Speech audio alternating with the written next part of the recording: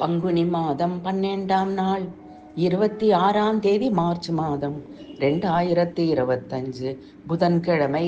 நம் தீவினைகள் நீக்கி நல்வாழ்வு அருளிட நந்த கோபகுமாரன் யசோதை மைந்தன் கோபாலனை போற்றி பாடி வணங்கிடுவோம் வாரீர். தடம்படு தாமரை பொய்கையை கலக்கி விடம்படு நாகத்தை வால் பற்றி ஈர்த்து படம்படு பைந்தலை மேல் எழப்பாழ்ந்திட்டு தன்மேனி அசைய நடனமாடும் யசோதை பாலா சரணம் போற்றி போற்றி. கேலி செய்யும்படியாக கோபியர் இல்லம் புகுந்து பானை பாலை குடித்து உன் கரிய திருமேனி வாட காடு முழுவதும் அலைந்து பசுக்களையும் மேய்த்த தேனில் இனிய பிரானே செண்பக பூச்சூட்டே வாராய்.